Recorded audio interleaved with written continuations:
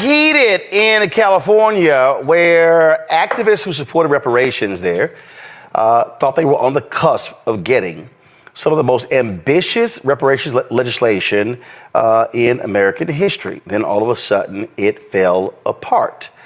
The California Legislative Black Caucus released a statement saying that they were pulling the bills for some reason. They haven't really explained it. So when I saw all of this play out, I said, well, I knew who was sponsoring the bill. And so we reached out to him. He joins us right now to explain what in the heck happened in California. You've seen him on the show numerous times before. California State Senator Stephen Bradford. Again, he authored the bill, was on the task force. So he joins us right now. So Senator Bradford, first of all, so explain to people how many bills there were. There were 14 bills that were introduced that were considered the Black Caucus, Legislative Black Caucus priority bills.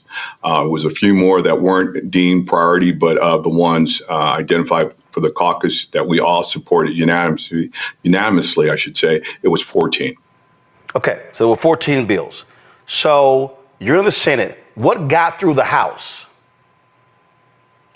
What got all the way to the governor's desk? In terms of what got through the House, and then you were hoping it was going to get through the Senate. Well, my bills got through the Senate. My bills got all the way through the Senate. They got all the way through the Assembly. Through the last committee that they faced, policy committee, was appropriations. And to get out of appropriations without a single amendment, we figured we had no problems when it reached the floor. We had done a vote count as, again, I had 1403, which would stand up the American Freedmen's Affairs Agency, 1050, which would have dealt with the racially motivated taking of property through eminent domain, similar to what I did 3 years ago with Bruce's Beach and returning that property. And then we had SB 1331, which would create a funding mechanism and foundation for reparations going forward, not requiring state money. We would look at federal money, philanthropic money, other means other than state money, since we were in a deficit situation. So those were my three bills. What got through were some bills dealing with books in prison, extension of the Crown Act, the closure of grocery stores, a notice, I should say, for the closures of grocery stores and pharmacies. And I just don't have the rest of them in front of me, but those that stuck out for sure. All right. So then all of a sudden, all hell broke loose. And this is a video here of one of the activists who was speaking outside of the assembly. Watch this. The bills up now. These are their bills. They have their names on the bills. They killing their own bills because they scared of the government. Now, listen, they gonna see this and they gonna get mad at us. They killing their own bills, then they gonna get mad at us. They killing their own bills because they scared of the government. Okay? We don't care. We need to bring the goddamn bills up now. The governor needs to understand that the world is watching California, and this is going to have a direct impact on your friend Kamala Harris, who's running for president. This is going to have a direct impact. So pull up the bills now, vote on them, and sign them. We have We've been waiting for over 400 years. All right. So. And again, so this was another bill here. They were talking to, this was another video. They were talking to Lori Wilson outside the chamber as well. All right. What happened? You make it clear. You had the votes. What happened? I got notice when I was in Chicago 2 weeks ago at the Democratic National Convention by Chair Lori Wilson of the Black Caucus. I'm the vice chair. She pulled me to the side while I was in Chicago and she says, hey, we've heard word that the administration might have problems with 1403. That was the only bill that we heard. 1403, again, that was the foundation for standing up the agency. And I said, oh, that's news to me. No one from the administration has contacted me. And I says, what might be some of those concerns? And she wasn't specific. And so I did what I naturally would have done. I picked up the phone. I called my chief of staff. I called my LES director. and asked them were they aware of any of those issues, and they said no.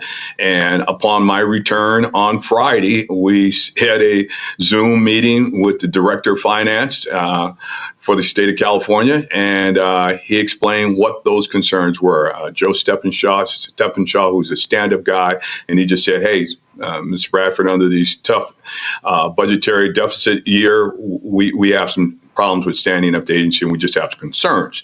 No time did they say they were going to veto the bill. They just said we had some concerns and they were going to offer up some amendments. He had nothing concrete at that time. So I says, hey, let me see what you come up with and we'll consider it. And fast forward to the next week, this past Monday, we were on the floor because we were in the last week of session. So we were going late every night. By the time I got a notice from my chief of staff and ledge director around 5 o'clock, they said, we have the amendments. And they're saying, I'm recommending you not take the amendments. And that was our position. We felt the amendments kind of like watered down the bill and created a study. So we said no to those amendments. And I think that's pretty much what got us here today. Because again, but no time did the governor or anyone in his administration say we're going to veto the bill. So the fear of a veto, I believe, caused members to say, let's hold the bills. Welcome back to Breakdown Friday. Joseph Ward, Patrick Irvin, Professor Carl Tone Jones, and we are here breaking down the reparations bills, the 14 reparations bills, or the specific reparation bill, but the 14 bills that were blocked in California surrounding reparations. Before I want to get to that, I want to appreciate everybody who's still sticking with the channel. You know, my channel was hacked yesterday. Whoever did that, I'm coming for you. Don't worry about it, because I got my tech guy on here, so we coming for you. But the channel gonna be named Debate News for the next 13 days till I can change it back, unless I can get that process sped up. But it's still changed. Nothing has changed. Still rocking with me. Stick with this. Nothing is changing. I just got to get my stuff back in order. So for that, I'm on one today. So I'm ready to get into this and talk about these reparations. We got these people blocking these bills. If you've been keeping up with our channel, we talked about the California reparations bills being proposed months ago. We did a breakdown on that. And now we're here to the point to where the reparations bills were set to be passed, but then the Black Caucus pulled the bills at the last minute.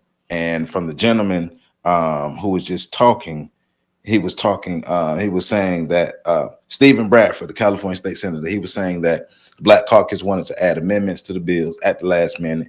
The reparations committee said no, and that was the end of the bills as of now. So black folk blocking black folk for white folk and come to the reparations bill. But it's a lot of nuance that goes with this subject as well. So we're going to get into all of that. Pat, man, what you think about this mess that's going on with these reparations bills being blocked in Cali, man? Like, why are we here, in your opinion? Why are we to where the Black Caucus is blocking these reparations bills, in your opinion?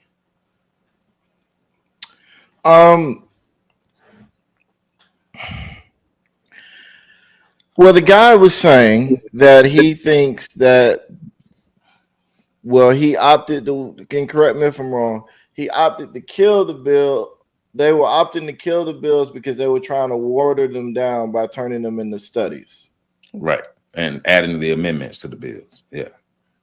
And we know what's funny about that is we know that that's a well-known strategy for dealing with things that you don't want to deal with.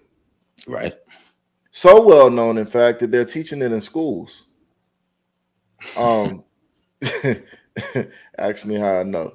So it's real interesting that, you know, now they're calling that out instead of just letting it happen. Mm-hmm. I think there's a lot of interesting things at work here, where I think this is a continued fight between the Boule blacks and the rest of us. Mm-hmm. The crumb snatchers. Yes, that is continuing to spill over and spill out as we have this candidate kind of being imposed on us. I'm trying to be careful with my words. Mm-hmm. So, and I think it's going to continue because I think a large mass of black folk are now really asking, like, fear of Trump isn't enough anymore Right. because we've experienced Trump. And I know they keep saying it's going to get worse, but a lot of black people just ain't moved by that no more. So now it becomes a matter of, okay, what are you doing? What have you done? What are you going to do? And then you're seeing people trying to leverage the desire that they have of creating black support for Kamala into political action. That's why you had the young lady saying what she's saying, like, this is going to impact your friend. And realistically speaking, no, it's not. But if I can press that button and get some movement, I'm going to press that button. Yeah. So I think it becomes interesting. Digging into the bills becomes also interesting to see what they were. But I understand this is more of an overarching conversation. And also, and this ain't got nothing to do with nothing, so you can go ahead and timestamp this. But you know, my account was hacked 2 days ago. My Gmail account. Yeah. Is that what happened to you? They got in through the Gmail some way and was able to get into the channel and change things around. So I ended up kicking them back out of my account and then erasing the data off their phone. I factory reset their device. Ooh. Oh man, we need to talk offline. We need to talk. Yeah. But I was like, I know at one point I had access to OTSOG, so I was like, damn, did they get in through my joint and then make changes to your joint? Like that's kind of where my mind is at. That's also why I'm talking slow, because I'm like connecting dots on that issue too. That's an interesting point. We're gonna have to talk more about that, but yeah. But yeah, okay. So, but yeah, I think the whole conversation is interesting. And Roland Martin, it'd have been interesting because, you know, I don't watch all the clips. I go in cold. So I am interested in how Roland Martin, as a member of the Boule, kind of tried to spin this, because, you know, he was going to try to spend it in support of Kamala. And the gentleman talking, I don't know his particular views, how he tried to spend it. So I would be interested to see how they try to spin the things that the young lady was saying and that the young man, that the gentleman was saying. But I see this as just more of a clear point that there is a dividing line between what the black people that are actually on the ground and doing things are experiencing and what the Boule is telling us we should be seeing and saying. Mm-hmm. It reminded me of that line that Nas had in that Despair song on that Distant Relatives album with Damian Marley. It was like the master and the masses. One has power and the other one lacks it. We represent the masses who don't have power. Mm-hmm. Those Boule members, they are realistically a part of the masses who don't have power, but they represent the masters. And they do the bidding for the masters, as we see in this case. They do the bidding for the masters. And so therefore that gives them the mindset and the air to think that they are on the side of the masters, not knowing that nobody likes a sellout. Nobody likes a sellout. So they're going to use you to get what they need to have the maintenance that they need. But you are a sellout and you are only a pawn in the game, even though you feel like you a big dog, but you're a pawn in the game. So yeah, that's what I think about that. But yeah, y'all have a lame. But PC, man, what you think about this this whole debacle with the bill? Because at the last minute they pull it. At the last minute they add amendments. At the last minute they say fix this, and another step, another research, another thing in the way of getting reparations. What are your thoughts about this whole situation, and what do you think the next steps would be for somebody to really, well, for black people realistically to get reparations? Well, this is one of the reasons why I'm not like, Well, I say, black people, if you choose to vote, and Pat talks about this a lot. We talk about this a lot. Make sure that you hold the local politicians more accountable than your national politicians, because it's the local Negroes that bent the knee to Gavin Newsom in order to sabotage this bill. Cause I'll be honest with you, they threw so many obstacles in the way of this bill getting passed that they didn't even think it would get to this point. That's why they kept having these subcommittee hearings, and they start, slowing down the task force, and then you have the NAACP jump in a few years ago and say, we don't want cash reparations, we just want, the basic stuff. And then I even saw an interview with Mark Lamont Hill, who was talking to one of the leaders. I believe her name was Attorney Camilla Moore. She was one of the ones that was appointed to the task force. I think she was actually running the task force that actually gave the suggestions to the state senate in terms of what was needed, what they uncovered during their committees and research and all the other things that took place. And so one of the things they stated is that they wanted some government positions that that had some agency and some power. And so that there were the two things that were mainly cast out of this so-called 14-point prioritized list that was included in his reparations packet. And so the word was that the legislators wanted to utilize low-hanging fruit. It wouldn't scare off the governor in terms of signing this into legislation, and that they were afraid of the bill being vetoed. And let's be clear about something too. Gavin Newsom aspires to be president one day. He actually aspires to be president 4 years from now. So he does not want to be known as the president that signed a reparations bill into, law in California. He does not, because he knows he will lose the entire white vote if he does that. So that's one part of it.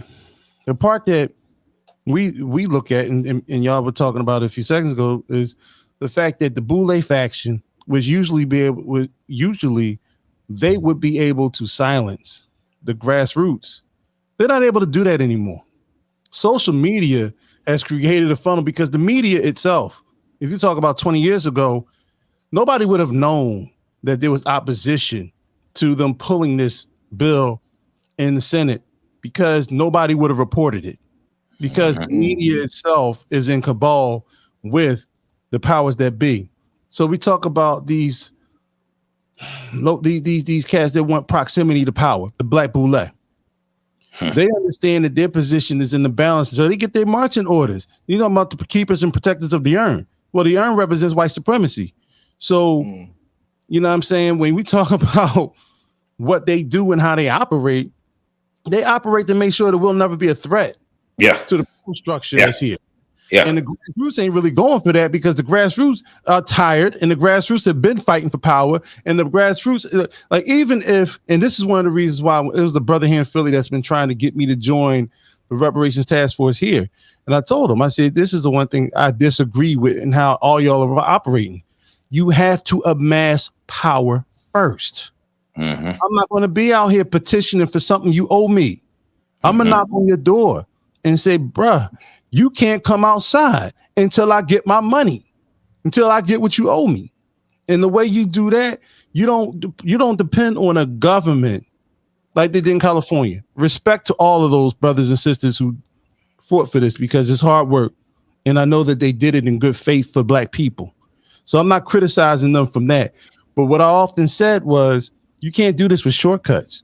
You got to get Black people, the same Negroes that are out here talking about they want their check. Well, you got to put in on this. You got to pay the people the same way y'all line up to buy Jordans, the same way y'all line up to buy the new iPhone. You got to line up and pay for your own task force. And that way your task force will say, listen, I got 300,000 people who contributed to this. And they are connected to another couple million. We're going to vote to sway an election in this particular state, and the federal elections, the government, the national elections. You know, the one question that we don't hear in the presidential debates is, what are y'all going to do about reparations? The black media doesn't even ask that question to the candidates that are running for president. To my shoulder pads from last night. Bro. Don't get me started on that. Hey. But now but a great point you're getting into the consolidation of power to get reparations. Now I put out a video on Tuesday, Dr. Claude, audio of Dr. Claude Anderson talking about a reparations model, and he was saying Black America needs to have a model that we can use to build from. How did Native Americans, a group of people who had their power stripped away from them, similar to how we had our power and our unity stripped away from us, how were they able to get the reparations that they got? So these were the things that Dr. Anderson was talking about in the audio. So, and I'm just throwing that out for food for thought on looking at actual real strategies from groups who have been successful in getting reparations, because once again, we keep getting a meeting to get a meeting to get a meeting to get a meeting to get a meeting to just get another meeting to get another meeting. And it's a holding up of the process of Black people getting reparations. Now, in my opinion, true reparations would be a redistribution of land, power, wealth, and resources, because that's what was taken.